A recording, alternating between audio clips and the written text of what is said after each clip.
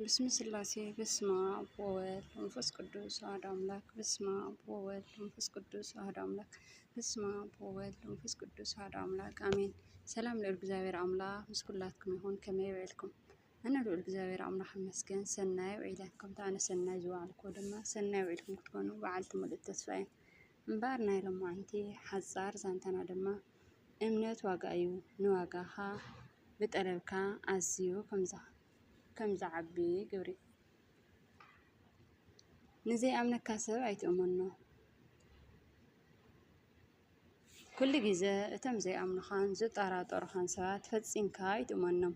እቲ ምንታይ ንሳቶም እሙናት ስለዘይኮኑ እዮም ንዓኻ ወይ ንዓኺ ዘይኣምኑኻ እምነት ካብ ነፍስኻ እዩ ዝጅምር እሙን እንተኾይንካ ንኽትኣምን ቀሊል እዩ ንባዕልኻ ዘይእሙን ክንስኻ ንኻልእ ሰብ ክትኣምን ግን ኣጸጋሚ እዩ እቶም ብዝኾነ መንገዲ በቓልካ ብተግባርካ ዘይኣምኑኻ ሰባት ከዓ ንሳቶም ዘይእሙናት ስለ ዝኾኑ እቲ ንሶም ካብ እምነት ወፂኦም ሰብ እንተዘይረኣዮም ልዑል እግዚኣብሔር ዝሪኦም ዘሎ ኮይኑ ዘይርድኦም ሰባት ንስኻ እውን ከምኡ ኮይንካ ስለ ዝስምዖም እዮም ንዓኻ ወይ ንዓኺ ዘይኣምኑኻ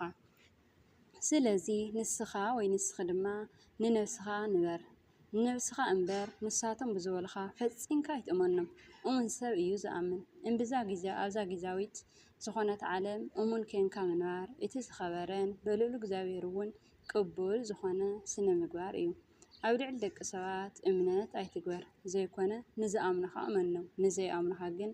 ፍጹም ኣይትእመኖም እቲ ዝኣምን እሙን እዩ እቲ ዘይኣምን ግን ኣይእሙንን እዩ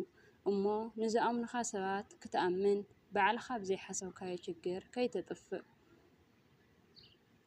ንስኻ ወይ ንስኺ ኣብ ገዛእ ርእስኻ እምነት ኣሕድር ንዝኣምኑኻ እውን ኣይትጥለም እሙን ኩን እሙን ምዃን ዕድመ ወይ ዕብየት ኣይሓትትን እዩ እሙን ምዃን ውፅኢት ናይ ቅኑዕ ሕልና ሰናይ ድሌት እዩ ዘይእሙን ምዃን ከዓ ብኣንጻሩ ዘሕፍርን ዘነውርን ዘይስነ ምግባራዊ ሕማቕ ጠባይ ደቂ ሰባት እዩ እቶም ዘይእሙናት ሰባት ጥዑይ ህይወት ወይ ናብራ የብሎምን ክህልዎም ኢልካ እውን ዝሕሰብ ኣይኮነን ምክንያቱ ኣይኮነን ንሰብ ከኣምኑ ንገዛ ርእሶ እውን እሙን ስለ ዘይኮኑ ንነብሶም እናሓሰቡ ዝነብሩ ሰባት እዮም እሙን ክትከውን ዕድመ ወይ ዕብየት ኣይሓትትን እዩ እንታይ ደኣ ትእዛዛት ልዑል እግዚኣብሔር ምሕላው እዩ ኣይትዘሙ ዘጸአት ምዕራፍ 20 ቁጽሪ 14 ትብል ትእዛዝ እንተሓሊኻያ ካብታ በልዑል እግዚኣብሔር ዝተሃወትካ ሂዋን ናብ ካልእ ኣይትጠምት ኢኻ ኣብ ልዕሊ በዓልቲ ቤትካ እውን እሙን ክትከውን ኢኻ ኣይትስረቕ ዘጸአት 20 ምዕራፍ 15 ትብል ትእዛዝ እንተሓሊኻያ ዘይናትካ ኣይትምነን ኢኻ ኣብ ልዕሊ ስድራኻ ብጻይካን ዓርክኻን ሓውካን ሓፍትኻን መሓዛኻን እሙን ክትከውን ኢኻ ብሓሶት ኣይትመስክር ዘጸአት ምዕራፍ 20 ቁጽሪ 16 ትብል ትእዛዝ እንተሓሊኻያ ሓቂ ክትዛረብ ኢኻ ሓቅነትካ ከዓ ኩሉ ግዜ ክትኹርዓካ እሙን ክትውን ክትገብረካ እያ ስም ልዑል እግዚኣብሔር ብኾንቱ ኣይተልዕል ዘጸአት ምዕራፍ 20 ቁጽሪ 7 እትብል ትእዛዝ ትሕልዋ እንተኾይንካ ንኣምላኽካ እሙን ክትከውን ኢኻ ብሓሶት ከዓ ስለዘይምሕል ፈቲኻ ጸሊኻ ሓቂ ክትዛረብ ኢኻ ሓቂ ምዝራብካ ከዓ ኩሉ ግዜ እሙን ክትከውን ኢኻ ብኣንጻሩ እሙን ምዃን ካብ ገዛእ ርእስኻ እዩ ዝጅምር እሞ እቶም ዘይኣምኑኻ እሙናት ስለዘይኮኑ ፈፂምካ ዘይተኣምኖም ኣብ ዘይሓሰብካዮ ሓደጋ ከእትዉኻ ስለ ዝኽእሉ ንዝኣመኑኻ ደኣ እምበር ንዘይኣምኑኻ ፈፂምካ ኣይትእመኒ እሙን ሰብ ንነዊሕ ዝጸንሕ ምሕዝነት ዕርክነት ሕውነት ክምስረት ይኽእል እዩ ዘይእሙን ሰብ ግን ምስ ዝኾነ ሰብ ነዊሕ ክጸንሕ ኣይኽእልን እዩ ስለዚ ምስ ዘይእሙናት ሰባት ምስ ዘይኣምኑኻ ምስ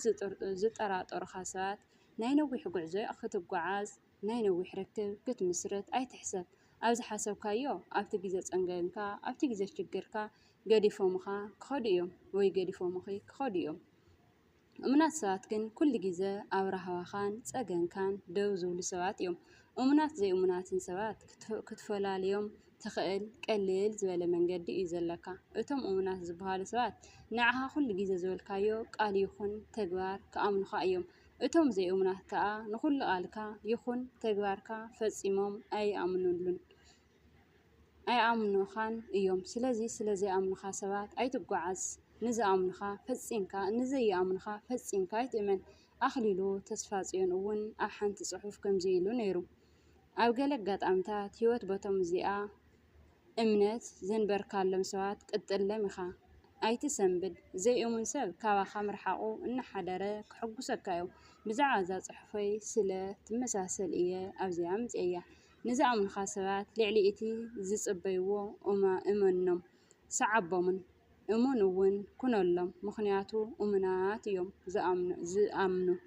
እቲ ዝበለጸን ዝዓበየን ግን ነቲ ብልቢ ተኣምኖ ኣምላኽካ እሙን ኩነሉ። ናይ ሎማዓንቲ ሓፂር ዛንታና ኣብዚ ይፍጸም።